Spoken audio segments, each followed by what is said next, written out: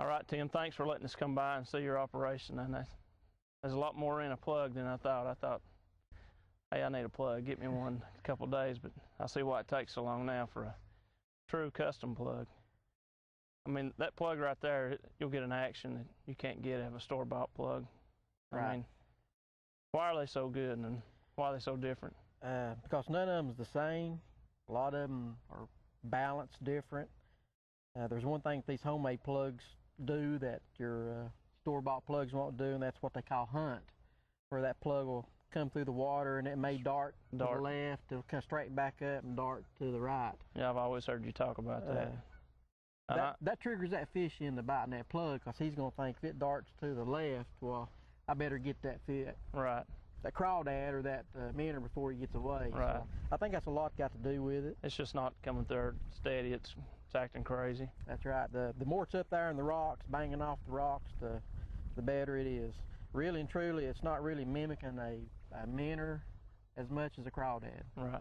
That's the reason you want it up in these rocks, just banging get that bill hitting those rocks, so it's putting out a banging sound. Right.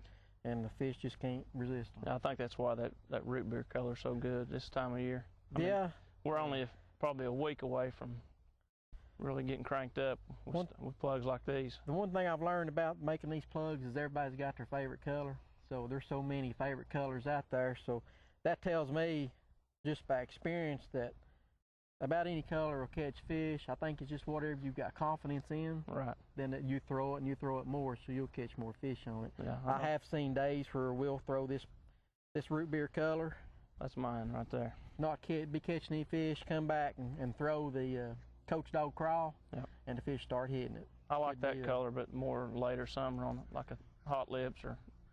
These two colors right here are really good in the spring.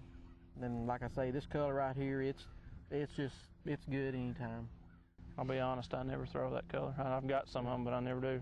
It's a good color. It's hard to get that one off my rod. How long have you been doing this?